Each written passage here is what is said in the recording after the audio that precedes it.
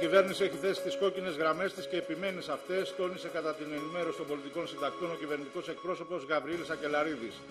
Σημείωσε μεταξύ άλλων ότι αν στο Eurogroup της Δευτέρας υπάρξει κοινό ανακοινωθέν στο πλαίσιο που επιθυμεί η ελληνική κυβέρνηση, αυτό θα ήταν το βέλτιστο.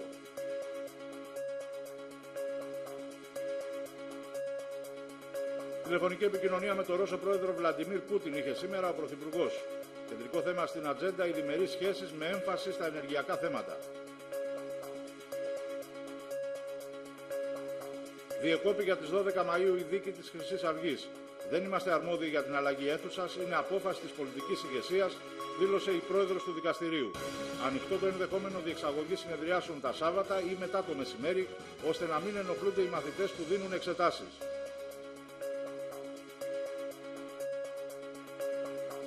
Η Ελλάδα δεν πρέπει να κάνει πίσω στις κόκκινες γραμμές της, υποστηρίζει το 70% των Ελλήνων, ενώ το 52% ζητά παραμονή στο ευρώ με κάθε τρόπο. Αυτά τα στοιχεία φέρνει στο φως η νέα μεγάλη πανελλαδική έρευνα της Παλμός Ανάλυσης για λογαριασμό του SBC. Η πλειοψηφία των Ελλήνων εκτιμά ότι στο τέλος θα υπάρξει συμφωνία μεταξύ κυβέρνησης και δανειστών.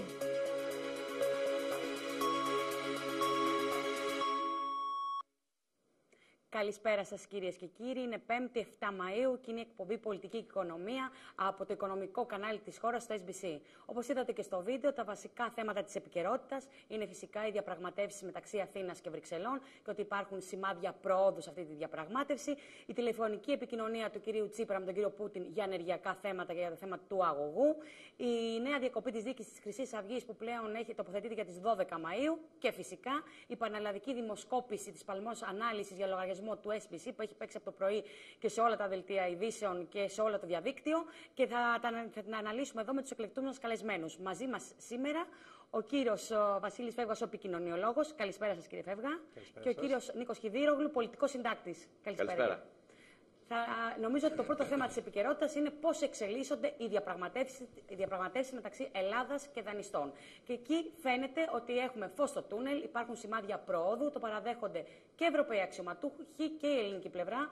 Βεβαίως, ο κ. Σακελαρίδης σήμερα, κατά την ενημέρωση των πολιτικών συντακτών, είπε ότι δεν κάνει πίσω η ελληνική κυβέρνηση στις κόκκινες γραμμές. Θα δούμε και ένα σχετικό βίντεο με τις δηλώσεις του κ. Σακελαρίδη. Ας πάμε λοιπόν να σχολιάσουμε ακριβώς τελικά αν η κυβέρνηση και πού κάνει και αν κάνει πίσω και σε ποια θέματα. Να ξεκινήσω από τον κύριο Φεύγα. Κύριε Φεύγα, έχουμε τις τελευταίο διήμερο, μάλλον 24 ώρα για να είμαι πιο ακριβής, μια θετική ανατροπή στις διαπραγματεύσεις. Εκεί που βλέπουμε ότι υπάρχει αδιέξοδο, ξαφνικά βλέπουμε από χθες και μετά την τηλεφωνική επικοινωνία του κυρίου Τσίπρα με τον κύριο Γιούνκερ να έχει ανατραπεί το σκηνικό. Όλοι να μιλάνε για μια συμφωνία όχι τη Δευτέρα στο Eurogroup της 11ης Μαΐου, αλλά τις επόμενες εβδομάδες και ότι τα βρήκαν οι δύο πλευρές και στο εργασιακό και στο ασφαλιστικό. Αν και σήμερα ο κύριος Σακελαρίδης, ο κυβερνητικός εκπρόσωπος, είπε ότι η κυβέρνηση δεν κάνει πίσω. Ποια είναι η δικιά σας εκτίμηση για την πορεία των διαπραγματεύσεων και πώς, αν μπορεί να κλείσει συμφωνία σύντομα? Όντως έχουμε αυτό που είπατε, μια θετική ανατροπή όσον αφορά το κλίμα το οποίο επικρατούσε τις τελευταίες ημέρες. Ήταν πάρα πολύ δυσάρεστο και είχε φτάσει και η οικονομία και η πολιτική έτσι στα ωριά της. Υπάρχουν διάφορες διαρροές αυτή τη στιγμή ως προς τι θα αφορά η συμφωνία. Έτσι, καταρχήν έχουμε... Δεν ξέρουμε ακόμα, είναι δεν ξέρουμε ακόμη, μαθαίνουμε κι εμείς οι δημοσιογράφοι. Καταρχήν να πούμε ότι πρόκειται ουσιαστικά για την ενδιάμεση συμφωνία του προγράμματος το οποίο θα έπρεπε να τελειώσει το Δεκέμβριο του 2014. Πήραμε τη δίμηνη παράταση. Η προηγούμενη κυβέρνηση και η τετράμηνη για τον Ιούνιο. Δηλαδή θα έχουμε μια καταρχή συμφωνία για να πάμε μετά σε μια μεγάλη συμφωνία, λοιπόν, βασική. Αυτός ήταν ο αρχικός σχεδιασμός. Βέβαια, κάποια στιγμή υπήρχε το γνωστό non-paper της κυβέρνησης που μας είπε ότι πάμε σε ρήξη. Είχαμε χτες τη θετική ανατροπή ότι καταρχήν θα βρούμε συμφωνία όσον αφορά για να ολοκληρωθεί και η αξιολόγηση που υπήρχε και στη δήλωση και του κ. Γιούγκερ και στην κοινή δήλωση Γιούγκερ και Τσίπρα. Λοιπόν, αυτό το οποίο βέβαια αφορά τους πολίτες έτσι, δεν είναι τόσο πολύ η συμφωνία, αλλά το περιεχόμενο της συμφωνίας, γιατί εδώ πέρα υπάρχουν διαρροές για μέτρα τα οποία θα ληφθούν το επόμενο χρονικό διάστημα, το οποίο ακούγονται νούμερα της τάξης των 14 και 15 δισεκατομμυρίων. Το κόστος των νέων μέτρων. Το κόστος των νέων μέτρων. Ένα είναι αυτό, και το δεύτερο είναι ότι ακούμε το τι θα πληρώσουμε, αλλά δεν έχουμε ακούσει ακόμη το τι θα πάρουμε από αυτή τη συμφωνία. Όλα αυτά είναι διαρροές, όπως είπαμε. Όλα αυτά είναι διαρροές. Θα πρέπει να είμαστε όλοι επιφυλακτικοί, γιατί συνήθως οι κυβερνήσεις έχουμε δει να διαρρέουν μέτρα αξίας πολλών δισεκατομμυρίων για να περικόπτονται. Στη συνέχεια. Στο τέλος πιο χαρούμενο ότι δεν ήρθε η καταστροφή οικονομική στις τσέπες μας, και να δούμε τι θα περιλαμβάνει. Δεν υπάρχει αυτή τη στιγμή με σαφήνεια, ούτε ο κ. Σακελαρίδης σήμερα στο briefing, αλλά ούτε και χθες, τι ακριβώς θα περιλαμβάνει αυτή η συμφωνία όσον αφορά τα μέτρα. Να βάλουμε μια τελεία, και αν είναι έτοιμοι συνάδελφοι, να δούμε τις δηλώσεις του κ. Σακελαρίδη. Ωραία, να το δούμε και να επανέλθουμε με το σχόλιο του κ. Χιδίρογλου ακριβώς για την πορεία των διαπραγματεύσεων. Στις προθέσεις της κυβέρνησης, στο σχεδιασμό που είχε γίνει, ήταν να νομοθετηθούν άμεσα. Παραμένει αυτό, γιατί στη χθεσινή ανακοίνωση γίνεται αναφορά σε ουσιαστικό διάλογο και ενσωμάτωση ουσιαστικά βέλτιστων πρακτικών που ισχύουν στην Ευρώπη.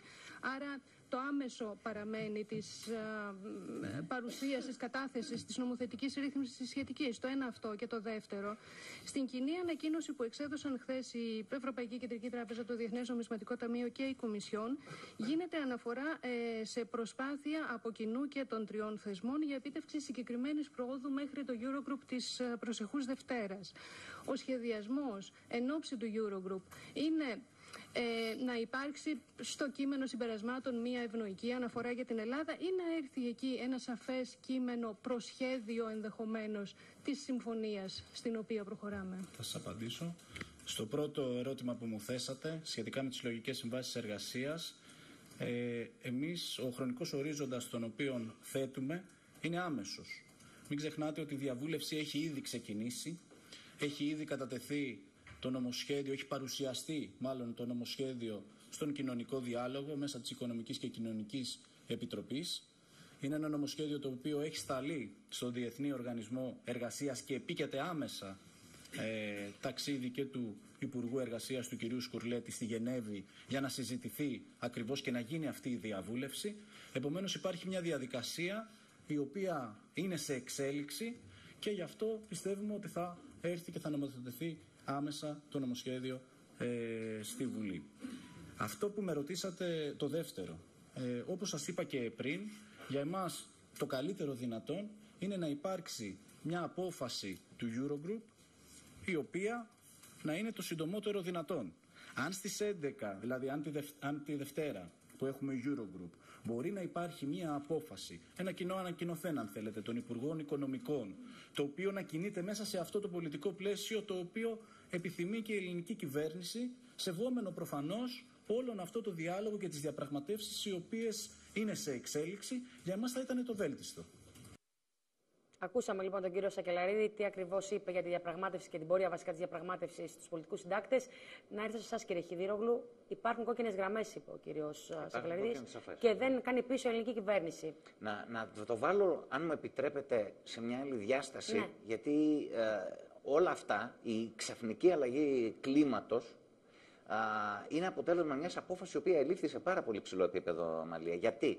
Πέρασε απαρατήρητη από τον τύπο και δεν καταλαβαίνω το γιατί. Μια ομιλία του Juncker, του επικεφαλής Κομισιόν, στο Καθολικό Φλαμανδικό Πανεπιστήμιο της Λουβέν πριν από λίγες μέρες, όπου ο Juncker είπε το εξής, ότι δεν υπάρχει περίπτωση να υπάρχει Brexit, δηλαδή να υπάρχει ελληνική έξοδος από την Ευρωζώνη, γιατί αυτό θα αποτελέσει εφαλτήριο, προσέξτε αυτό που είπε, για την αποδόμηση της Ευρωζώνης από τον αγγλοσαξονικό παράγοντα. Το είπε και χθες νομίζω. Ακριβώς. Λοιπόν, άρα εδώ έχουμε πρώτον μια ευτυχή γεωπολιτική συγκυρία για την κυβέρνηση και βέβαια για τη χώρα μας γενικότερα. Ναι.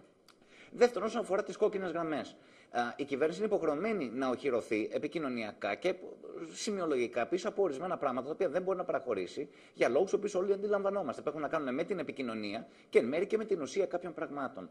Όμως, το μέγα ζήτημα είναι πώς θα καταφέρει η κυβέρνηση να πείσει τους πολίτες να επικοινωνήσει, πώς ενδεχομένως δικαιολογεί μια αύξηση στην έμεση φορολόγηση. Ναι. Δηλαδή, στο θέμα με τους συντελεστές του ΦΠΑ, το οποίο είναι πάρα πολύ σοβαρό.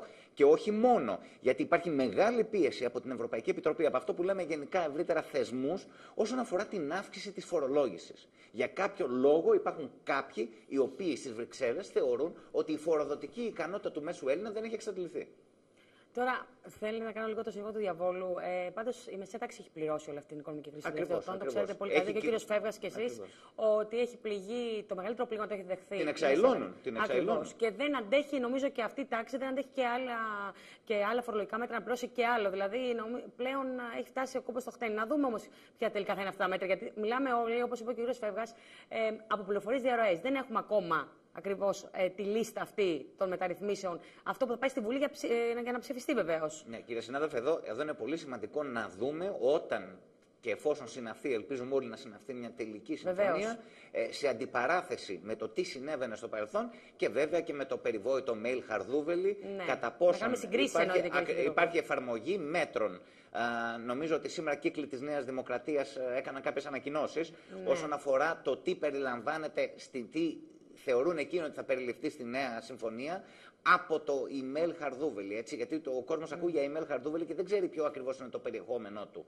Αλλά φαίνεται ότι όσον αφορά τις βασικές κατευθύνσεις δεν έχουν αλλάξει, κύριε συνάδελφε, πολλά πράγματα. Ναι, να συμφωνήσω, αλλά να θυμίσω ότι η Νέα Δημοκρατία ήταν κυβέρνηση και αυτή δεν ολοκλήρωσε την 5η αξιολόγηση. Ακριβώς. Να το πούμε αυτό. Γι' αυτό δεν πήραμε και την τελευταία δόση των χρημάτων. Καλύτερα να την ολοκληρώσει με έναν άλλο τρόπο η σημερινή κυβέρνηση. Να δούμε τελικά, όλοι μας θέλουμε να υπάρξει μια συμφωνία σύντομα. Νομίζω αυτό είναι ζωτική σημασία. Για την οικονομία, την πραγματική, η οποία όλο αυτό το τελευταίο τετράμινο πραγματικά βρίσκεται σε χείριστη κατάσταση. Έχουν επιδεινωθεί σημαντικά οι οικονομικές προοπτικές και σύμφωνα με πληροφορίες δικές μας, αλλά και γενικότερα, 5 δις επιπλέον φύγαν από τις τράπεζες τον Απρίλιο. Οι εκροές. Βεβαίως δεν υπάρχει θέμα ανησυχίας, γιατί ακούω και διαβάζω πάρα πολλά και το διαβάζετε και εσείς σίγουρα. Και εμείς οι δημοσιογράφοι λίγο καταστροφολογούμε και όλες. Μας αρέσει λίγο να διωγγώνουμε τα πράγματα. Το τραπεζικό σύστημα είναι ισχυρό, δεν έχει πρόβλημα προς το παρόν. Ωστόσο, θα πρέπει να ομαλοποιηθούν οι οικονομικές συνθήκες για να μπορέσουν και οι τράπεζες από εδώ και πέρα να λειτουργήσουν σε ένα πιο ομαλό οικονομικό περιβάλλον. Λοιπόν, είδαμε λοιπόν ότι η βέβαια η διαπραγμάτευση βρίσκεται σε ένα, θα έλεγα, σημείο καμπής και ότι πλέον βρισκόμαστε στην τελική ευθεία να δούμε ακριβώς πού θα κλειδώσει η συμφωνία και αν θα έχουμε, όπως είπε ο κ. Φεύγας, μια καταρχή συμφωνία για να πάμε σε μια πολιτική συμφωνία μέχρι τέλος Ιουνίου, ίσως. Θα δούμε ή νωρίτερα μπορέσουμε. Πάντως αυτό που φάνηκε ξεκάθαρα είναι ότι ο κ. Τσίπρας έχει πάρει πάνω του τη διαπραγμάτευση. Είδαμε και από τα τηλεφωνήματα χθες με τον κύριο Γιούγκερ και τον κύριο Ολάντ. Η διαπραγματευτική ομάδα είναι αυτή, έχουν αλλάξει οι ρόλοι. Μου επιτρέπετε μια παρέμβαση. Ναι. Είναι και το μείζον θέμα του Διεθνούς Νομισματικού Ταμείου. Τι θα γίνει. Δηλαδή το θέμα πρώτον, το κατά πόσο θέλουν οι Ευρωπαίοι να παραμείνει στο σκηνικό το Διεθνές Νομισματικό Ταμείο. Θα ρωτήσω τον κύριο Φεύγα γι' αυτό και πείτε μου και κύριε Χιδηρόγλου, θεωρείτε ότι το Νομισματικό Ταμείο, το Διεθνές Νομισματικό Ταμείο θέλει να φύγει από τα προγράμματα διάσωσης της Ευρώπης? Το έχουμε ξανακούσει αυτό στο παρελθόν. Όχι. Εγώ δεν το θεωρώ αυτό ότι είναι σωστό. Οι Ευρωπαίοι όμως θέλουν να το διώξουν. Υπάρχει πολιτική διάσταση. Γιατί όπου πατάει το Διεθνές Νομισματικό Ταμείο το πόδι του, υπάρχουν και άλλα πολιτικά θέματα που έχουν να κάνουν με τις επιρροές στην Ουάσιγκτον, στην περιοχή όπου πηγαίνει το Διεθνές Νομισματικό Ταμείο. Και να πούμε ότι αν τελικά το χρέος που έχουμε στο Διεθνές Νομισματικό Ταμείο πάει στον EFSF, θα πληρώσουμε πολύ λιγότερα. Υπάρχει όμως μια άλλη σημαντική παράμετρο, ζητάει κούρεμα το Διεθνές Νομισματικό Ταμείο. Ζητάει διαγραφή χρέους, έτσι. Είπε όμως ο κύριος Ντέσμον ότι δεν είναι ταμπού το να υπάρξει όχι διαγραφή στην ονομαστική αξία του χρέους, αλλά μια ελάφρυνση του χρέους. Και βέβαια θεωρείτε ότι μπορεί να γίνει σε αυτή τη φάση συζήτηση για να μειωθεί το ελληνικό χρέος, που έτσι κι αλλιώς όλοι παραδέχονται ότι δεν είναι βιώσιμο? Το θεωρώ καταρχήν πάρα πολύ δύσκολο, έτσι, γιατί η προηγούμενη μείωση του δημοσίου χρέους Ελλάδας είχε γίνει το περίφημο PSI όσον αφορά δεν είχε δάνεια, τα αποτελέσματα, τα οποία έχουμε πάρει από ιδιώτες. Ακριβώς.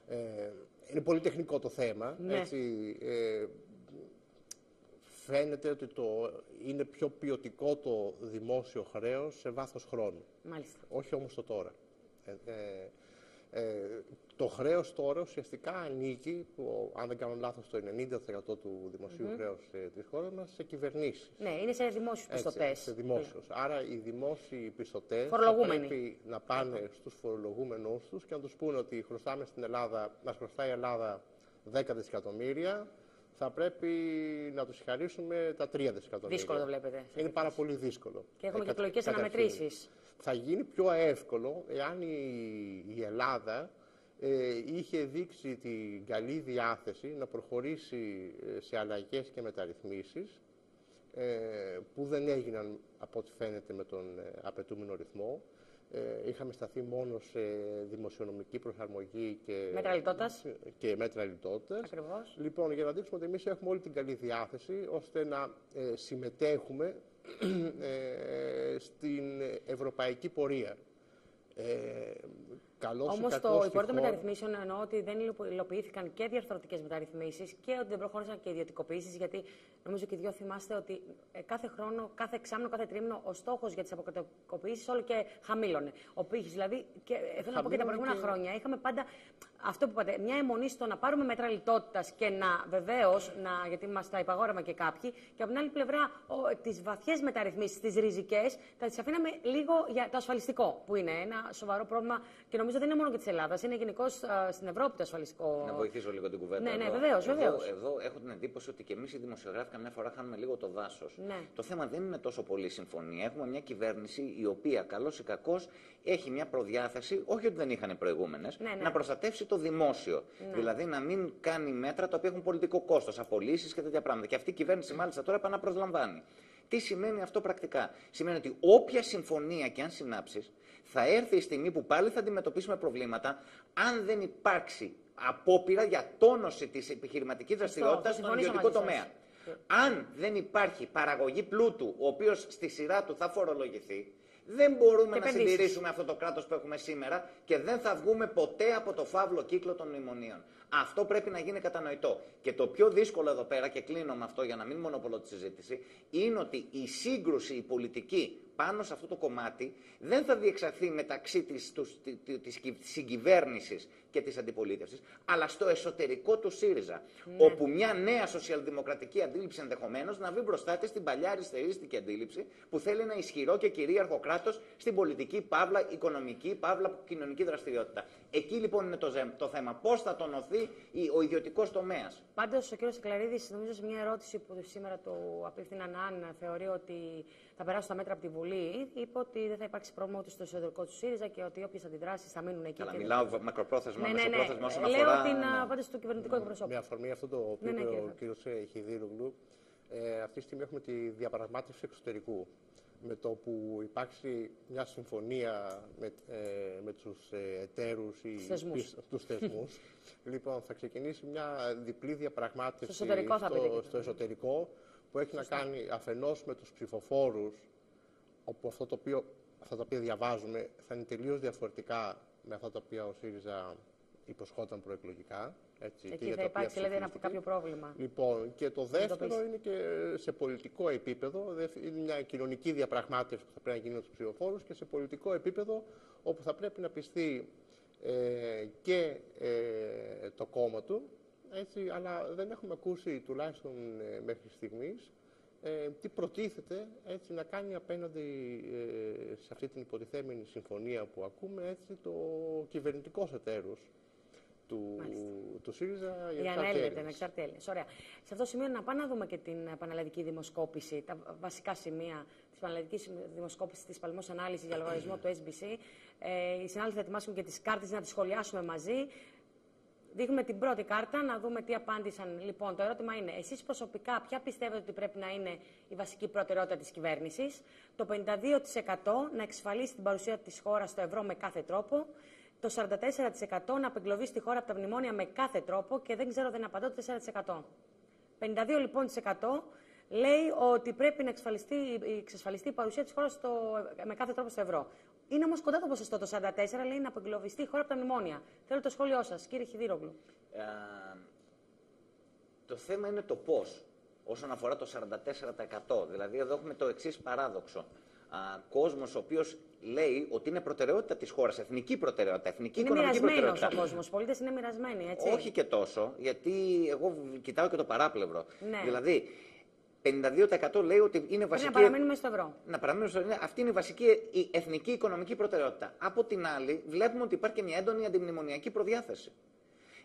Αυτό που δεν έχουν ενδεχομένως. Δεν είναι φυσιολογική αυτή η αντίδραση του κόσμου μετά από τόσα χρόνια μνημονίων. Είναι αντανακλαστική. Τώρα το κατά πόσο είναι φυσιολογική ή όχι, δεν ξέρω αν εγώ είμαι σε θέση να το κρίνω. Γιατί εκεί μπαίνουμε σε άλλα θέματα πολιτικής ψυχολογίας που μπαίνουμε στη σφαίρα του κύριου Φεύγα. Εγώ δεν μπορώ να μιλήσω. Ακριβώς. Είναι σε άλλη σφαίρα. Εγώ είμαι πολιτικός συντάκτης και θέλω να αρκεστώ στο πλαίσιο το δικό μου. Υπάρχει λοιπόν αυτό το παράδοξο. Ναι, μεν ευρώ, αντιμνημονιακή να μείνουμε στο ευρώ, να μην έχουμε το μνημόνιο. Αυτό που ο κόσμος ίσως δεν λαμβάνει υπόψη του, έτσι, γιατί ουδής αλάνθαστος, και αυτό δεν ισχύει για τον κόσμο. Εγώ προσωπικά δεν έχω συνηθίσει να χαϊδεύω αυτιά. Είναι το εξής. Είναι ότι για να βγεις από το μνημόνιο πρέπει να ακολουθήσεις συγκεκριμένη πολιτική. Κάτι που έκαναν οι Κύπροι, οι Πορτογάλοι, οι Ιρλανδοί. Τι σημαίνει αυτό πρακτικά? Ότι αλλά έχουμε άλλα χαρακτηριστικά οικονομιών. Ακριβώς. Επειδή λοιπόν έχουμε. Κρίση σε σχέση με την Ελλάδα. Είναι μεγάλη μαύρη οικονομία, τα ξέρουμε αυτά ακριβώς. Λοιπόν, εδώ πρέπει να βρεθεί μια χρυσή τομή. Δηλαδή, ο κόσμος να πιστεί από την χ κυβέρνηση, η προηγούμενη δεν το κατάφερε να το κάνει αυτό, ότι τα μέτρα τα οποία θα ληφθούν, πεδίο δόξης λαμπρών για τον κύριο Τσίπρα, ο οποίος έχει και πολιτικό κεφάλαιο μεγάλο, όπως θα δούμε και από τις διαφορές στη δημοσκόπηση, και πρέπει να προσέξει να μην το χάσει, έτσι, πολύ σημαντικό αυτό, για να μπορέσει να συνεχίσει. Η δημοτικότητά του σε υψηλά ποσοστά. Είναι λογικό, αλλά επίσης θα ήθελα εδώ να σας πω, για να μην παραξενεύεται ο κόσμος, και οι υπέρ και οι κατά, ότι η υψηλή δημοτικότητα είχαν όλοι οι πρωθυπουργοί μετά την εκλογή τους. Το 2004 ο Κώστας Καραμανλής εξανάγκασε τον Γιώργο Παπανδρέου λίγο μετά να πει το φοβερό keep walking. Και τελειώνω, κλείνω αμέσως, να σας πω ότι το 2010 ο Παπανδρέου μετά το Καστελόριζο πήρε εκλογές περιφερειακές και δημοτικές. Δηλαδή είχε μεγάλο κεφάλαιο δημοτικότητας και για πολύ καιρό. Σωστά. Να πάμε στη δεύτερη κάρτα, να παρακαλέσω τους συναδέλφους, ωραία, και να μας σχολιάσει ο κύριος Φεύγας. Η δεύτερη κάρτα λοιπόν, το ερώτημα είναι, εσείς προσωπικά πώς θα χαρακτηρίζετε τη διαπραγμάτευση της κυβέρνησης με τους δανειστές της χώρας? Το 43% λέει ότι είναι σκληρή διαπραγμάτευση. Ανύπαρκτη το 29%. Δεν ξέρω, δεν απαντώ το 3%. Δεν έχω γνώμη το 3%. Κύριε Φεύγα. Ναι. Σκληρή λέει το 43%. Ότι η κυβέρνηση διαπραγματεύεται σκληρά, λένε οι πολίτες, το 43% των πολιτών. Θα πρέπει να, δεν θυμάμαι ακριβώς τα νούμερα της ίδιας εταιρείας της προηγούμενης δημοσκόπησης, αλλά το ποσοστό της σκληρής διαπραγμάτευσης ήταν πολύ υψηλότερο για την κυβέρνηση πριν από 1 ή 2 μήνες. Και είναι και φυσιολογικό αυτό να πέφτει, έτσι όπως θα δούμε και στην πορεία, να πέφτουν και τα ποσοστά αποδοχής της κυβέρνησης. Ήδη έχει συμβεί αυτό σε πολύ μεγάλο βαθμό. Δεν παρουσιάζει την πρόθεση ψήφου τώρα και θα το πούμε, αργότερα. Είναι καταρχήν θετικό, έτσι, ότι υπάρχει η αίσθηση ότι διαπραγματεύεται η κυβέρνηση σκληρά, ώστε να το αξιοποιήσει αυτό και να μετατρέψει την οποιαδήποτε συμφωνία σε ένα εθνικό σχέδιο. Εννοείται ότι είναι και λίγο επικοινωνιακό όλο αυτό? Γιατί κάπως έτσι νομίζω ότι το λέτε. Νομίζω, επειδή το έχουμε ζήσει πάρα πολλές φορές το τελευταίο χρονικό διάστημα, ασφαλώς παίζει ρόλο και η επικοινωνία, ασφαλώς υπάρχει μια δραματοποίηση της κατάστασης, έτσι, πάντοτε υπήρχε αυτό το πράγμα, για να είμαστε ειλικρινείς. Ναι, θυμάμαι και όταν ήταν Τρόικα, εδώ θυμάστε τι γινότανε. Και με την κυβέρνηση Παπανδρέου και με την κυβέρνηση Σαμαρά, έτσι, και τώρα ασφαλώς υπάρχει μια δραματοποίηση της κατάστασης, ίσως να είναι πιο αληθινή η δραματοποίηση, εξαιτίας και των θέσεων που επικρατούν σε μια μερίδα του ΣΥΡΙΖΑ. Είναι θετικό ότι ο κόσμος πιστεύει ότι η κυβέρνηση διαπραγματεύεται. Να πάμε στην επόμενη κάρτα, να σχολιάσουμε. Το ερώτημα εδώ είναι, εσείς προσωπικά θεωρείτε ότι στη διαπραγμάτευση με τους δανειστές η κυβέρνηση πρέπει να υποχωρήσει ή όχι στο θέμα των ομαδικών απολύσεων? Το 70% λέει να μην υποχωρήσει, το 23% να υποχωρήσει, δεν έχω γνώμη το 7%. Πάμε και στην επόμενη για να τις σχολιάσουμε όλες μαζί. Προσωπικά θεωρείτε ότι στη διαπραγμάτευση με τους δανειστές η κυβέρνηση πρέπει να αποχωρήσει ή όχι στο θέμα της επαναφοράς των συλλογικών συμβάσεων και διαπραγματεύσεων?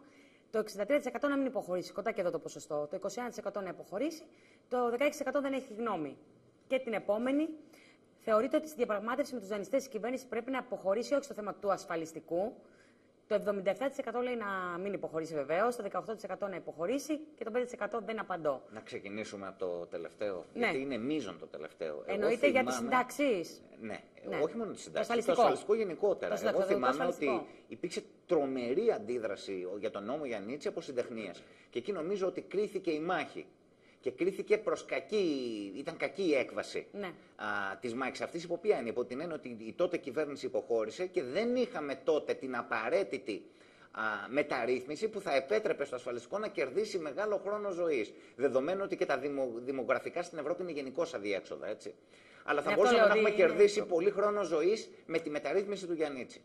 Από εκεί και πέρα. Αλλά μετά δεν το άνοιξαν κανείς. Εγώ δεν μπορώ να βλέπω σε μια χώρα ως ενεργός πολίτης. Εγώ προσωπικά είμαι 46 ετών, είμαι εργαζόμενος. Σκοπεύω να είμαι καλά, Θεού θέλοντος, να εργάζομαι πολλά χρόνια ακόμα. Οι ενεργοί πολίτες θέλουν πάντα να εργάζονται. Δεν μπορώ να βλέπω συνταξιούχους 42, 43, 45 ετών. Εγώ θεωρώ ότι αυτό είναι απαράδεκτο, επιβαρύνει το κοινωνικό σύνολο, είναι κακό ως αρχή και ηθικά είναι επιλήψιμο. Άρα πρέπει να δούμε τι θα γίνει με το ασφαλιστικό. Εγώ δεν είπα ότι πρέπει να γίνει μεγάλη αύξηση των ορίων ηλικίας κτλ. Αλλά πρέπει να εξορθολογιστεί. Αυτό προσπαθώ να πω. Τώρα, όσον αφορά τις συλλογικές συμβάσεις εργασίας, νομίζω ότι αυτό είναι κάτι το οποίο πρέπει να το δούμε κατά περίσταση και βέβαια ομαδικές απολύσεις. Οι ομαδικές απολύσεις είναι κάτι το οποίο μόνο και μόνο στο άκουσμα της φράσης δημιουργεί ένα πολύ αρνητικό αντανακλαστικό στον κόσμο. Εμείς είμαστε εργαζόμενοι κι εμείς. Δεν νομίζω ότι υπάρχει εκεί περιθώριο τι σημαίνει ομαδικές απολύσεις. Ναι. Δηλαδή ότι η κυβέρνηση πρέπει να κάνει πίσω σε αυτό το κομμάτι. Μάλιστα. Δεν πρέπει να κάνει πίσω. Θα πάμε σε ένα βίντεο να δούμε τι απάντησε ο κ. Σεκλαρίδης στην ερώτηση το απίφθηνε ο δημοσιογράφος του SBC, ο κ. Λουκάς Γεωργιάδης, ακριβώς για τη δημοσκόπηση, τα ευρήματα της δημοσκόπησης του SBC για λογαριασμό του SBC από την Παλμός Ανάλυσης. Και θα επιστρέψουμε, θα πάμε σε ένα διαφημιστικό διάλειμμα και θα γυρίσουμε μετά στους καλεσμένους να σχολιάσουμε και την υπόλοιπη δημοσκόπηση. Λουκάς Γεωργιάδης από το οικονομικό κανάλι του SBC. Έχουμε μια δημοσκόπηση σήμερα της Παλμός Ανάλυσης, η οποία αναφέρει ότι 44% των ερωτηθέντων δεν δέχεται περικοπή κύριων συντάξεων, 30% δεν δέχεται αύξηση ορίων συνταξιοδότησης, 26% κατάργηση πρόωρων συνταξιοδοτήσεων, 23% κατάργηση έμφυα, 12.000 αφορολόγητο, 22% ιδιωτικοποίησης και εργασιακά είναι πολύ χαμηλά. Θα ήθελα να μου πείτε από αυτά τα 5 πολύ σημαντικά, έτσι όπως τα αξιολογούν οι ερωτηθέντες, ποια είναι αυτά τα οποία η κυβέρνηση δεν δέχεται αυτή τη στιγμή. Απορρίπτει δηλαδή τις αιτιάσεις των δανειστών οι οποίοι δεν θέλουν να περάσει το αφορολόγητο, δεν θέλουν να διατηρηθεί ο έμφυα, δεν συζητάνε για μη δραστικές παρεμβάσεις στο ασφαλιστικό, στις κύριες συντάξεις ειδικά, όταν η μέση σύνταξη είναι 945,38 ευρώ και ο μέσος μισθός 1.100 ευρώ. Ποια από αυτά τα 5 πολύ σοβαρά ζητήματα είναι αυτά που λέει η κυβέρνηση ότι εμείς δεν τα υιοθετούμε, δεν θα τα εφαρμόσουμε. Ευχαριστώ πολύ. Η θέση της ελληνικής κυβέρνησης πάνω σε όλα αυτά τα ζητήματα τα οποία μου θέσατε και προκύπτουν από την δημοσκόπηση είναι ξεκάθαρη. Για εμάς δεν περιμέναμε κάποια δημοσκόπηση για να αναγνώσουμε αυτή την πολιτική βούληση. Είναι ξεκάθαρο αυτό που ζητάει ο ελληνικός λαός και νομίζω δεν είναι μόνο σε εμάς την κυβέρνηση, αλλά όποιος και όποια κινείται έξω σε αυτή την κοινωνία αντιλαμβάνεται όλα αυτά τα ζητήματα ως κόκκινες γραμμές τις οποίες τις θέτει ο ελληνικός λαός. Εμείς από τη δική μας την πλευρά δεν προχωρήσαμε από τις αρχές Φλεβάρι, από το πρώτο Eurogroup, σε μια συμφωνία άμεση, η οποία θα αποδεχόταν όλα τα προηγούμενα, τα οποία έχει υπογράψει ο κύριος Σαμαράς και η κυβέρνησή του, ακριβώς επειδή γνωρίζαμε αυτή την κατάσταση. Και αυτή η διαπραγμάτευση, η οποία είναι σε εξέλιξη όλο αυτό το χρονικό διάστημα, αποσκοπεί έτσι ώστε να υπερασπιστεί η ελληνική κυβέρνηση αυτά τα βασικά ζητήματα που μας θέτει η ελληνική κοινωνία. Είδαμε λοιπόν την απάντηση του κ. Σακελαρίδη στο Λουκά Γεωργιάδη σχετικά με τη δημοσκόπηση του SBC, τη δημοσκόπηση της Παλμός Ανάλυσης. Πάμε σε ένα διαφημιστικό διάλειμμα και θα επιστρέψουμε με τον κύριο Φεύγα και τον κύριο Χιδίρογλου να αναλύσουμε την υπόλοιπη δημοσκόπηση.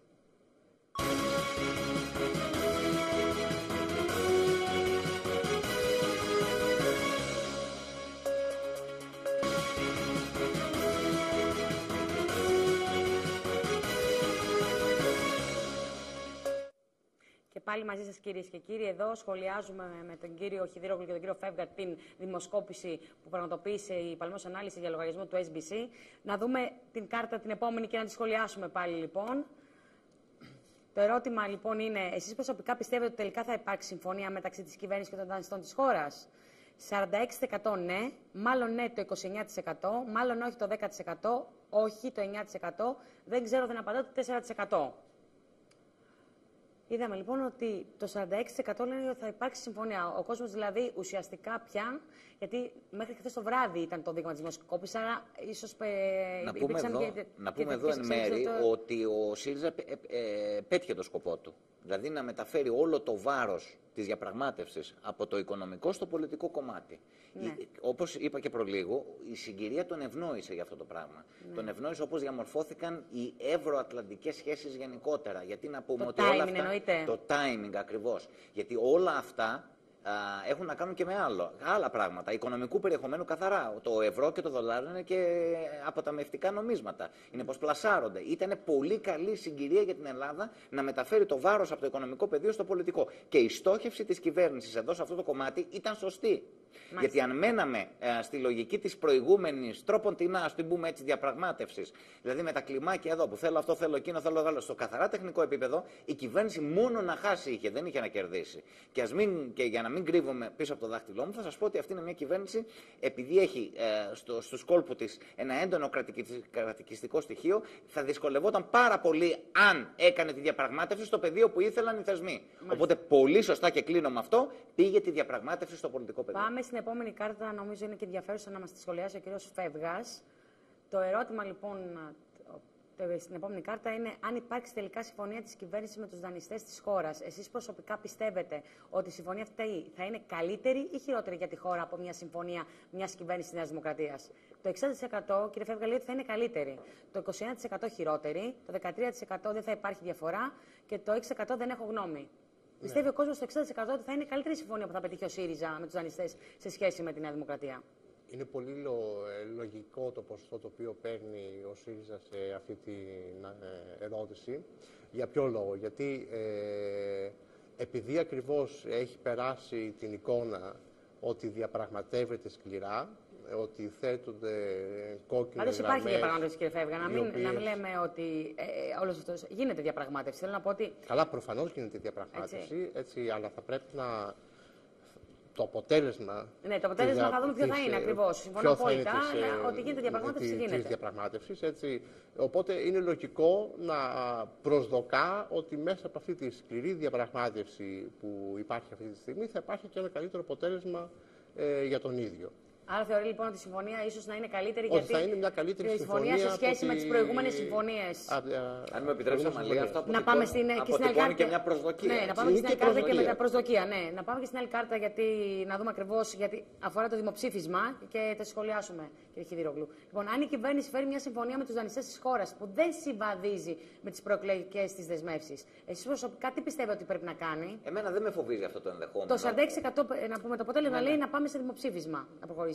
Ναι. Το 24% δημοψήφισμα, να προχωρήσει στη συμφωνία χωρίς δημοψήφισμα το 46%. Δημοψήφισμα το 23%, βουλευτικές εκλογές το 10%, να έρθει σε ρήξη χωρίς δημοψήφισμα ή εκλογές το 9%. Δεν ξέρω, δεν απαντώ το 5%. Δεν έχω γνώμη. Νομίζω ότι τα πράγματα εδώ, κύριε συνάδελφε, είναι σαφή. Ναι. Είναι σαφή ότι ο κόσμος ξέρει πολύ καλά και ψήφισε ΣΥΡΙΖΑ ενσυνείδητα, γνωρίζοντας ότι κάποιες από τις προεκλογικές εξαγγελίες του βασικού πυλώνα της κυβέρνησης, γιατί έχουμε συγκυβέρνηση, έτσι δεν μπορούμε να εξαιρούμε το μικρότερο κόμμα, του βασικού πυλώνα της κυβέρνησης, ήταν εξαγγελίες οι οποίες δεν μπορούν να υλοποιηθούν. Δηλαδή, όσα ακούστηκαν προεκλογικά, περαισκίζω το μνημόνιο κτλ. Εντάξει, ήταν ανεδαφικά. Ο κόσμος το κατάλαβε αυτό. Τι ήθελε ο κόσμος? Ο κόσμος ήθελε μια πιο εξορθολογισμένη προσέγγιση όσον αφορά στα ακονισμένα μαχαίρια του μνημονίου. Ναι. Δηλαδή τα μαχαίρια που τον μάτωσαν. Αυτό ήθελε ο κόσμος. Ο κόσμος δεν έχει πρόβλημα να δει κάποιες εξαγγελίες του ΣΥΡΙΖΑ να μην υλοποιούνται. Τι θέλει ο κόσμος? Θέλει από την κυβέρνηση μια προσπάθεια διαπραγμάτευσης και κλείνω με αυτό, μια επίδειξη ευαισθησίας όσον αφορά τα προβλήματά του. Δημοψήφισμα πάντως. Το 46% λέει να προχωρήσει τη συμφωνία. Ακριβώς. Γιατί ο κόσμος έχει αρχίσει και αντιλαμβάνεται το βάθος του προβλήματος και τη φύση του προβλήματος. Αυτό είναι πάρα πολύ βασικό και αυτό, αν η κυβέρνηση του ΣΥΡΙΖΑ το εκμεταλλευτεί, θα μπορέσει ενδεχομένως και εφόσον κάνει αυτά που πρέπει για την αναζωογόνηση, το επαναλαμβάνω, της ιδιωτικής οικονομίας, να φτάσει κάπου. Ναι, να προσθέσω. Προσθέστε και μετά πάμε στις δύο επόμενες κάρτες. Το δημοψήφισμα. Είναι πολύ λογικό ο κόσμος αυτή τη στιγμή να μην θέλει δημοψήφισμα ούτε και εκλογές. Να θέλει να αποκατασταθεί μάλλον η ηρεμία στη χώρα. Ακριβώς. Και να μην υπάρξει αυτή η αβεβαιότητα που έχει πληγώσει την οικονομία. Πρωτεύουν θέμα και το αντιλαμβάνεται αυτό το πράγμα η κοινωνία, να υπάρξει σταθερότητα. Και είναι λογικό, αν εξαιρέσουμε το 2012, όπου γίνανε οι εκλογές, μόνο τότε υπήρχε σαφή στάση της κοινωνίας υπέρ προώρων εκλογών. Ούτε το 2015 η κοινωνία ήθελε εκλογές, ούτε σε προηγούμενες εκλογικές αναμετρήσεις όπου ήταν προώρες η κοινωνία επιθυμούσε εκλογές. Και ένας δεύτερος λόγος είναι ότι η κοινωνία ουσιαστικά δεν θέλει να πετάξουν και τον μπαλάκι να πάρει ουσιαστικά αυτή την απόφαση για ένα τόσο πολύ σημαντικό θέμα, το αν θα παραμείνουμε στο ευρώ ή στη δραχμή. Ακριβώς. Να δούμε τις δύο επόμενες κάρτες, που θα δούμε και τώρα τη δημοτικότητα του κυρίου Τσίπρα. Λοιπόν, πάμε στην επόμενη κάρτα. Μεταξύ του κυρίου Σαμαρά και του κυρίου Τσίπρα, ποιος θεωρείται ότι είναι καταλληλότερος για πρωθυπουργός? Το 57% λέει βέβαια ο κύριος Τσίπρας, το 21% ο κύριος Σαμαράς. Κανένας από τους δύο το 18%. Δεν ξέρω, δεν απαντώ, το 4%. Εδώ υπάρχει ένα συγκεκριμένο στοιχείο, ότι ο κύριος Σαμαράς αυτή τη στιγμή το μήνυμα της Νέας Δημοκρατίας, για να το κάνω πιο γενικό, δυσκολεύεται να το επικοινωνήσει εκτός του κομματικού ακροατηρίου. Ναι. Αυτό μας λέει αυτή η κάρτα. Τη στιγμή, μάλιστα, που ο κύριος Τσίπρας βλέπουμε ότι υπερβαίνει τα όρια του στενού του κομματικού ακροατηρίου και μπορεί και μιλάει σε μια ευρύτερη μάζα ψηφοφόρων. Είναι λογικό αυτό να συμβαίνει. Τώρα με τσιγκλάτε λίγο για να πω ότι ενώ άνοιξε θέμα, έχουν ανοίξει οι βουλευτές της Νέας Δημοκρατίας, θέμα ηγεσίας μέσα στο εσωτερικό κόμματο. Φαίνεται ότι ο κ. Σαμαράς αυτό το βάζει στην άκρη εδώ και κάποιο καιρό. Δεν ανοίγει το θέμα, ενώ ζητήσαν και συνέδριο. Το ξέρετε πολύ καλύτερα, κ. Χιδίρογλου, ότι φαίνεται ότι αυτό δεν θα γίνει σύντομα στην Δημοκρατία. Παρόλο που κάποιοι θέλουν να γίνει. Ποιο, εννοείται να ανοίξει το θέμα διάλογο. Για αλλαγή ηγεσίας στην Δημοκρατία. Αυτό για να γίνει πρέπει να γίνει συνέδριο. Ναι, κάποιοι το βάλουν στο τραπέζι. Απλώς νομίζω ο κ. Σαμαράς αυτή τη στιγμή δεν το έχει στα πλάνα του. Δεν το έχει στα πλάνα του. Αυτό που μένει να δούμε τι θα γίνει μέχρι τον Ιούλιο, γιατί δεν είναι μόνο η συμφωνία, είναι πώς θα γίνουν και οι αποπληρωμές. Είναι πάρα πολύ σημαντικό για το πρόβλημα το πρακτικό πρόβλημα. Πάντως θα δούμε τα ποσοστά της Νέας Δημοκρατίας και νομίζω ότι βάσει τη δημοσκόπηση βεβαίως του Παλμός Ανάλυσης, αλλά είναι απογοητευτικά για ένα αστικό κόμμα που είχε τόσο υψηλά ποσοστά να φτάνει. Θα δούμε την κάρτα, θα μας τη δείξουν οι συνάδελφοι στο 16,5% τώρα η Νέα Δημοκρατία. Λοιπόν, πάμε να δούμε. Αν είχαμε σήμερα εθνικές βουλευτικές εκλογές, ποιο από τα παρακάτω κόμματα θα ψηφίζατε? 36,7% θα ψηφίζατε. Αυτό είναι χωρίς αναγωγή, έτσι. Ναι. 16,5% Νέα Δημοκρατία, 6,1% το Ποτάμι, 5,4% η Χρυσή Αυγή, 3,9% το ΚΚΕ, Ανεξάρτητοι Έλληνες 3,1%, Πασόκ 2,5%, Ένωση Κεντρών 1,9%, Κίνημα Δημοκρατών Σοσιαλιστών 1,1%, του κ. Παπανδρέου δεν είναι αυτό, νομίζω. Ναι. Δεν έχω αποφασίσει το 8,1%. Το λέω γιατί είναι σημαντικό. Το 4 Λευκό Άκυρο, θα ψηφίσω 3,3, δεν ξέρω, δεν απαντώ 4, άλλο 3,3. Εγώ νομίζω ότι... Τεράστια διαφορά βάσει αυτής της... Ναι, αλλά είναι και φυσιολογική δεδομένη της κατάστασης στην οποία περιγράψαμε. Συμφωνώ. Των προσδοκιών του κόσμου. Ναι. Έτσι, γιατί ο κ. Φεύγας ενδεχομένως είναι πιο κατάλληλος να πει, αλλά εγώ θα κάνω μια υποκειμενική, αν θέλετε, εκτίμηση, ότι όλα αυτά θα αλλάξουν προς το χειρότερο για την κυβέρνηση, εάν και εφόσον, ειδικά στο 2016, δεν αναζωογονηθεί ο ιδιωτικός τομέας. Γιατί ακόμα και αν μπούμε στην λογική μιας νέας χρηματοδότησης της ελληνικής οικονομίας, επαναλαμβάνω ότι το πρόβλημα δεν λύνεται αν δεν αναζωογονηθεί ο ιδιωτικός τομέας. Δηλαδή, αργά ή γρήγορα πάλι θα έρθουμε σε αδιέξοδα. Να πούμε εδώ ότι υπάρχει ένα τρομερό πρόβλημα όσον αφορά την διαρροή επιστημόνων στο εξωτερικό, την φυγή στο εξωτερικό, γενικά ειδικευμένων εργαζομένων και νέων. Και χωρίς αυτούς δεν υπάρχει ανάκαμψη. Άρα αυτό πρέπει να ανασχεθεί. Και επαναλαμβάνω, το μείζον εδώ είναι τι θα γίνει με την ανάπτυξη στον ιδιωτικό τομέα. Ωραία, πάμε και στην επόμενη κάρτα. Εκτίμηση εκλογικής επιρροής έδρες. Λοιπόν, 44,5% είναι το ΣΥΡΙΖΑ με 170 έδρες, 20,5% είναι η Δημοκρατία με 55 έδρες, το Ποτάμι 8,5% με 23 έδρες και η Χρυσή Αυγή 6,5% με 18 έδρες. Κύριε Φεύγα. Τις δύο τελευταίες κάρτες και την πρόθεση ψήφου. Θα συμφωνήσω με την εκτίμηση του κ. Χιδίρογλου ότι όλο αυτό το αποτέλεσμα ανακλά τις προσδοκίες που έχει δημιουργήσει η κυβέρνηση. Αν ερμηνεύσουμε όλες τις προηγούμενες απαντήσεις των ερωτώμενων στην έρευνα Παλμός Ανάλυσης, το στοιχείο το οποίο προκύπτει είναι απόλυτα λογικό. Αλλά θα πρέπει όμως και εμπειρικά να σας πω ότι δεν πρόκειται ποτέ να δούμε να αλλάζουν δραματικά τα νούμερα στις δημοσκοπήσεις αν δεν περάσει ένα μεγάλο χρονικό διάστημα. Δηλαδή, για να αλλάξει η τάση στην εκλογική συμπεριφορά μετά από μια εκλογική αναμέτρηση χρειάζεται να περάσουν τουλάχιστον ένας χρόνος, ώστε να δούμε αξιολογήσει η κοινωνία τα αποτελέσματα της κυβέρνησης. Το δεύτερο σημαντικό στοιχείο, το οποίο θα πρέπει να επισημάνουμε, είναι ότι καλή διαπραγμάτευση, καλή συμφωνία καλή επικοινωνία, αλλά κάθε κυβέρνηση, όχι μόνο στην Ελλάδα, παγκοσμίως. Έχουμε και εκλογές στη Βρετανία. Λοιπόν, κρίνεται από την καθημερινότητα, αυτό το οποίο λέγω, της πραγματικής οικονομίας. Λοιπόν, ναι. Εννοείται πώς βαδίζει η οικονομία. Πώς βαδίζει η οικονομία και είναι και πολύ συγκεκριμένα πράγματα. Μου επιτρέπετε να μια παρένθεση, μόλις κλείσει. Θα δημιουργηθούν θέσεις εργασίας, που είναι το πρώτο και σημαντικότερο θέμα αυτή τη στιγμή. Θα μειωθεί η ανεργία, συνεπώς. Θα αυξηθεί το εισόδημά μας ώστε να μπορούμε να καταναλώνουμε περισσότερο. Γιατί με αφορμή και τις κάρτες που είδαμε στην αρχή, θα πρέπει να σας πω ότι αυτό προκύπτει βέβαια από ποιοτικές έρευνες οι οποίες γίνονται, ότι το μοντέλο της ελληνικής κοινωνίας, αυτό το οποίο βλέπει ως έξοδο από την κρίση, είναι να γυρίσουμε στην προ-κρίσης εποχή και στις καλές εποχές προ-κρίσης, δηλαδή των αρχών της δεκαετίας του 2000. Αυτό είναι που έχει η ελληνική κοινωνία σαν πρότυπο, σαν μοντέλο. Όταν λέμε να βγούμε από την κρίση. Εννοεί να γυρίσουμε σε αυτές τις εποχές. Εννοεί να γυρίσουμε σε αυτές τις εποχές. Δύσκολο το βλέπω. Έτσι. Μου επιτρέπετε μια παρένθεση εδώ. Κύριε Χιδηρόγλου, πριν βεβαίως σας επιτρέπω να διαβάσουμε και την υπόλοιπη κάρτα για την εκτίμηση εκλογικής επιρροής και τις έδρες. Το ΚΚΕ 5% με 14 έδρες, ανεξάρτητοι Έλληνες 4% με 11 έδρες, Πασόκ 3,5% με 9 έδρες και άλλο 7,5% άλλο κόμμα. Υπάρχουν κάποιοι αστάθμητοι παράγοντες εδώ πέρα, οι οποίοι μπορεί να δημιουργήσουν, να μπουν σαν σφήνες σε όλα αυτά τα οποία συζητάμε και να δημιουργήσουν και θέματα όσον αφορά τη δημοφιλία της κυβέρνησης. Ένας από αυτός είναι μια ορολογιακή βόμβα, ας μου επιτραπεί ο όρος, που αφορά στα νοσοκομεία και στο σύστημα υγείας. Ναι. Αυτή τη στιγμή υπάρχει μια βίαιη διακοπή της χρηματοδότησης των νοσοκομείων, η οποία κάποια στιγμή θα φανεί στην κοινωνία όσον αφορά στις συνέπειές της. Όσοι από εμάς μιλούμε με νοσηλευτές, γιατρούς νοσοκομειακούς, φαρμακοποιούς, ανθρώπους οι οποίοι ασχολούνται με το ασφαλιστικό σύστημα, μας το τονίζουν αυτό, ότι άμεσα η κυβέρνηση θα κληθεί και μέσα στο καλοκαίρι ακόμα, προσέξτε αυτό που σας λέω, να επιλύσει ζητήματα μείζωνος σημασίας που αφορούν στην ποιότητα ζωή των πολιτών. Και εκεί θα κριθεί.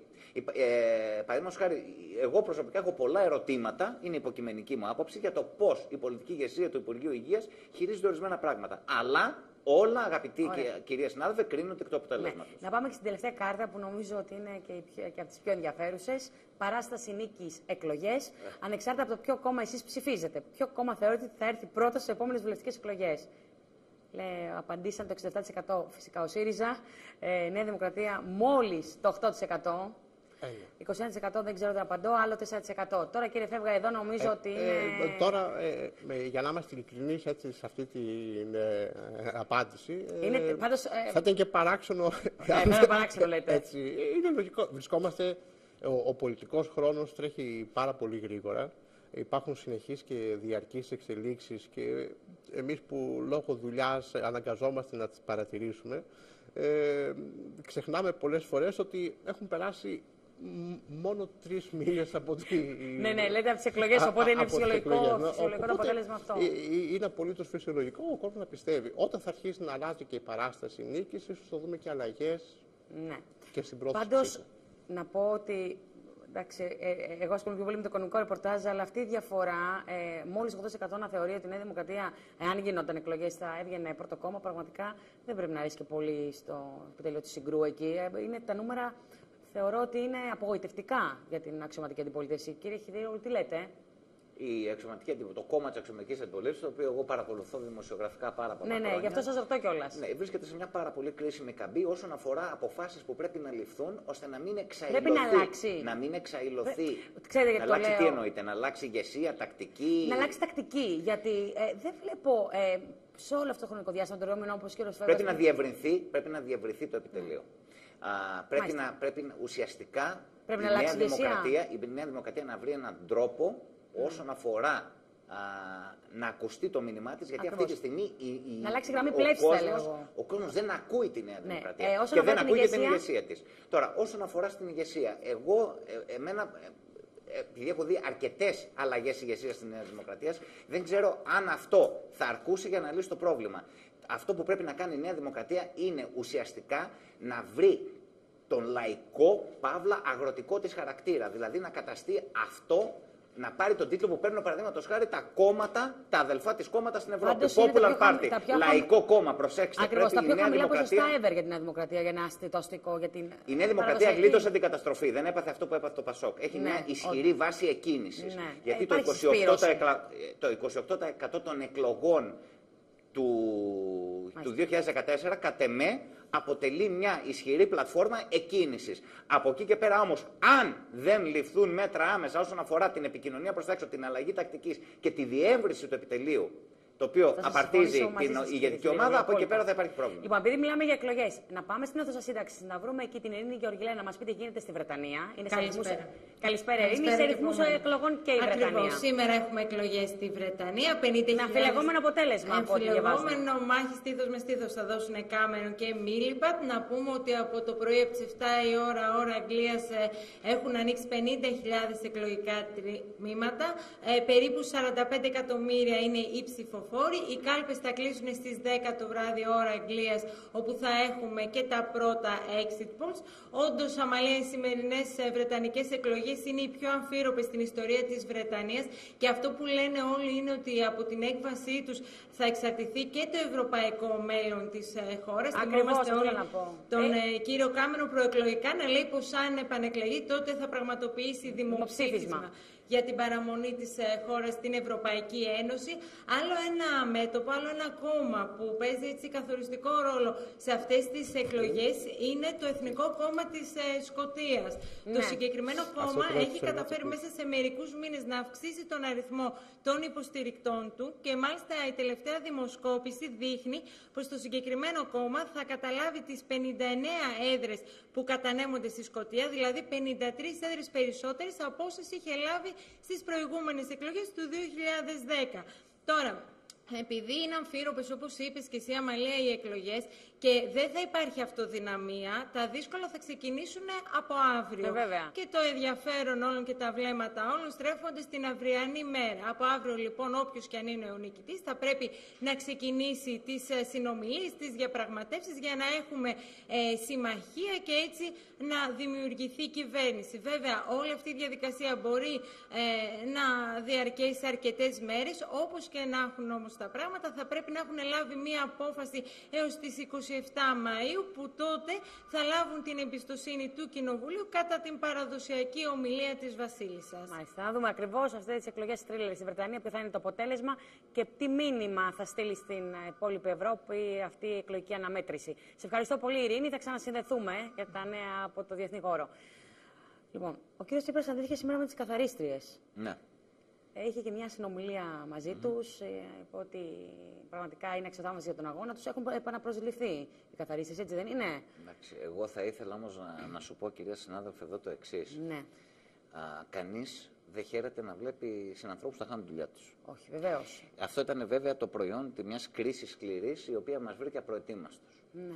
Εμένα με ανησυχεί όμως ιδιαίτερα και αυτό που είπα προλίγου και θέλω να το επαναλάβω, γιατί θέλω να ευαισθητοποιήσω προς αυτήν την πλευρά, είναι η αιμορραγία σε εξειδικευμένο προσωπικό στο εξωτερικό. Αυτό είναι φεύγουν τα μυαλά και πάνε ακριβώς. Είναι ένα πράγμα το οποίο θα το βρούμε μπροστά μας όταν ξεκινήσει η ανάκαμψη. Ναι. Δηλαδή, πολύ φοβούμαι ότι αν συνεχίσει η διαρκής αιμορραγία νεαρών επιστημόνων στο εξωτερικό, αυτό θα είναι πάρα πολύ αρνητικό για τη χώρα. Και θέλω να το επισημάνω, γιατί συνδέεται άμεσα, νομίζω και ο κ. Φεύγας θα συμφωνήσει, με το κομμάτι ανάπτυξη. Ωραία. Να δούμε λίγο το βίντεο που έχουν ετοιμάσει οι συνάδελφοι με τη συνάντηση του κ. Τσίπρα με τις καθαρίστριες και θα επανέλθουμε να σχολιάσει και ο κ. Φεύγας. Θέλω να σας πω ότι σας υποδέχομαι σήμερα με πολύ μεγάλη χαρά και πολύ μεγάλη συγκίνηση. Σας υποδέχομαι γνωρίζοντας ότι έχετε δώσει έναν πολύ μεγάλο αγώνα, έναν αγώνα δίκαιο, τον οποίο τον κερδίσατε με την αξία σας. Αλλά για μας έχει σημασία ότι αυτός ο αγώνας είναι ταυτόχρονα και ένα παράδειγμα. Ένα παράδειγμα σε χιλιάδες, εκατομμύρια συμπολίτες μας που συνεχίζουν να περνάνε πάρα πολύ δύσκολες στιγμές. Ακόμα και στη συνάντησή μου με την Καγκελάριο, χωρίς να αναφερθώ εγώ σε εσάς, αναφέρθηκε αυτή σε εσάς. Και είπε ότι ήταν άδικο αυτό που έκανε η προηγούμενη κυβέρνηση σε εσάς. Σκεφτείτε πόσο σημαντικό είναι όταν ένας αγώνας είναι δίκαιος μπορεί να ξεπεράσει τα σύνορα. Και ο δικός σας αγώνας ήταν δίκαιος και ξεπέρασε τα σύνορα. Σας λέω όμως κάτι. Μάλιστα. Καταχειροκροτήθηκε ο κ. Τσίπρας από τις καθαρίστριες, νομίζω λογικό ήταν. Τήρησε την υπόσχεσή του. Τήρησε την υπόσχεσή του. Αλλά πρέπει να δούμε και το θέμα των απολυμμένων του ιδιωτικού τομέα, Αμαλία. Είναι 700-800.000 άνθρωποι. Είναι πάρα πολλοί. Εμείς δουλεύουμε στο ιδιωτικό τομέα. Ακριβώς. Και επειδή έχουμε όλοι περάσει, εγώ δουλεύω στον ιδιωτικό τομέα σχεδόν 20 χρόνια τώρα και πονάω αυτή την κατάσταση. Και επαναλαμβάνω ότι χωρίς ιδιωτικό τομέα είμαστε στην Ευρωπαϊκή Ένωση, δεν υπάρχει και πραγματική οικονομία. Συμφωνώ. Κύριε Φεύγα. Θα συμφωνήσω και εγώ μαζί σας. Καταρχήν, εντάξει, είναι μια πολύ ωραία κίνηση, συμβολική του κυρίου Τσίπρα. Απευθύνεται στο εκλογικό σώμα τον οποίο τον στήριξε και του έδωσε το ποσοστό αυτό και πολύ του δίνει και τα ποσοστά αυτά στις δημοσκοπήσεις. Δεν μπορώ να κρίνω αν είναι σωστή η ενέργεια η επαναπρόσληψή τους ή όχι. Είναι και νομικά θέματα που δεν γνωρίζουμε. Αλλά θα πρέπει να πούμε όμως ότι οι απολυμμένοι του ιδιωτικού τομέα φτάνουν οι άνεργοι στο 1.300.000, δίχως να υπάρχουν αυτή τη στιγμή ενδείξεις ή τάσεις αποκλιμάκωσης της ανεργίας. Και θα πρέπει και οι τηλεθεατές που μας βλέπουν, πέρα από τη συμπάθεια την οποία μπορούν να έχουν ασφαλώς στις καθαρίστες, όλοι έχουμε συμπάθεια σε όσο απολύονται, να σκεφτούν υπάρχει πάρα πολλοί κόσμος ο οποίος πληρώνει το κόστος της κρίσης και μέχρι στιγμής το κόστος της κρίσης το έχει πληρώσει κατά κύριο λόγο, τουλάχιστον όσον αφορά την ανεργία, γιατί υπάρχουν μειώσεις μισθών και συντάξεων και στα υπόλοιπα στρώματα της ελληνικής κοινωνίας, ο ιδιωτικός τομέας. Και επειδή όλοι προερχόμαστε από τον ιδιωτικό τομέα και οι τρεις μας εδώ, ναι, ακριβώς. Έχουμε κάθε λόγο να έχουμε ευαισθησία και για απολυμμένους. Δεν υπάρχει οικονομία χωρίς ιδιωτικό. Ακριβώς, θα συμφωνήσω και με τις δυο σας. Απλώς να σταθώ σε μια δήλωση του αναπληρωτή Υπουργού Εξωτερικών, αρμοδίου για θέματα για τις διεθνείς οικονομικές σχέσεις, του κ. Τσακαλώτου, ο οποίος είπε το βήμα του πρώτου συνεδρίου επιχειρηματικότητας. Ουσιαστικά παραδέχθηκε ότι υπάρχει βάση αλήθειας ότι η κυβέρνηση δεν ήταν έτοιμη και δεν είχε προτάσεις, κάτι που απέδωσε στην απειρία της και ότι είμαστε κοντά σε έναν έντιμο συμβιβασμό. Δεν ξέρω τι θέλει να πει ο κ. Τσακαλώτος. Ο κ. Τσακαλώτος είναι άνθρωπος ο οποίος μπορεί να χαρακτηριστεί κάλλιστα τεχνοκράτης. Ναι, οπότε είμαστε κοντά, λέει, σε έντιμο συμβιβασμό. Μια τέτοια παραδοχή νομίζω έχει, και καλά έκανες και το είπες, Αμαλία, στον αέρα. Βεβαίως. Υπό ποια είναι, από την έννοια ότι αυτό ουσιαστικά δείχνει μια στροφή προς το ρεαλισμό, μια παραδοχή ότι υπήρξαν αστοχίες στην προεκλογική εκστρατεία αλλά και στην πρώτη εφαρμογή πολιτική στις 100 πρώτες ημέρες. Να θυμίσουμε εδώ, Αμαλία, όπως θυμάσαι και εσύ, είμαστε παλιοί όλοι εδώ, ας με επιτρέπει ο όρος στην πιάτσα, ότι δεν υπήρχε κόμμα το οποίο να προσδοκά κυβέρνηση τα τελευταία 40 χρόνια που να μην μιλούσε για το λεγόμενο πρόγραμμα των 100 ημερών. Ακριβώς. 100 ημέρες. Το λέγαμε πάντα. Κάναν και ρεπορτάζ οι πολιτικοί. Οι 100 ημέρες και το Υπουργείο Οικονομικών. Ο κ. Μοσχοβησί, ο Γάλλος Επίτροπος, έχει μιλήσει και αυτός και λέει ότι βρισκόμαστε κοντά σε μια συμφωνία. Οι δύο πλευρές τα έχουν βρει σε πάρα πολλά πράγματα και ότι αναμένει κάτι θετικό στο Eurogroup της Δευτέρας 11 Μαΐου. Άλλος ένας Ευρωπαίος που παραδέχεται ότι Αθήνα και Brussels Group, θεσμοί, όπως θα θέλετε πέστε το, ουσιαστικά πλέον βρίσκονται κοντά στο να συμφωνήσουν στα βασικά και ίσως βγει λευκός καπνός ή μια καταρχή συμφωνία ή μια θετική γνώμη στο κρίσιμο Eurogroup για τη χώρα μας την 11η Μαΐου. Όλοι ελπίζουμε ότι πραγματικά σε αυτό το Eurogroup, γιατί τα προηγούμενα Eurogroup πραγματικά ήταν ένα thriller. Ιδίως και νομίζω και το προηγούμενο, με όλα αυτά που ακούστηκαν, οι πληροφορίες για το πώς ήταν το κλίμα για την Ελλάδα, νομίζω ότι δεν άρχισε κανένα μας και αυτά που ακούστηκαν και για τον κύριο Βαρουφάκη, τον Υπουργό Οικονομικών. Εγώ τουλάχιστον αισθάνθηκα ως Ελληνίδα ότι τέτοιοι χαρακτηρισμοί ήταν τουλάχιστον άκομψοι, αν χρησιμοποιήθηκαν, σύμφωνα με τον Bloomberg και με τα διεθνή δίκτυα ενημέρωσης. Πάντως, αυτό που λέει ο κύριος Μοσχοβησί, ο οποίος πρωταγωνιστεί στις διαπραγματεύσεις, είναι πρωταγωνιστής των διαπραγματεύσεων. Και έχει παίξει θετικό ρόλο. Και έχει παίξει βεβαίως θετικό ρόλο. Θα συμφωνήσω μαζί σας, κύριε Χιδίρογλου. Πήγα να σας μιλήσω στον ελληνικό. Δεν πειράζει. Συνάδελφοι. Άρα λοιπόν βλέπουμε ότι όσο περνούν οι ώρες και όσο και οι μέρες και πλησιάζουμε προς το Eurogroup της Δευτέρας, όλο και αυξάνονται οι φωνές αυτών που βλέπουν μια συμφωνία μεταξύ των δύο πλευρών. Επιβλήθηκε συμφωνία σε πολιτικό επίπεδο. Εδώ πρέπει να πούμε ότι η κυβέρνηση είχε επιτυχία ως αυτό το κομμάτι, δηλαδή να τραβήξει το focus, την εστίαση από τα οικονομικά θέματα και να πάει στο πολιτικό κομμάτι που είναι η συνοχή της Ευρωζώνης. Είναι πάρα πολύ σημαντικό αυτό το πράγμα όσον αφορά το μέλλον της Ευρώπης και της ομογενοποίησης, προσθέτω. Σωστά. Κύριε Φέβγα, χθες ο κύριος Σόιμπλε παραδέχθηκε δημοσίως ότι αν καταστραφεί η Ελλάδα, καταστραφεί και η Γερμανία.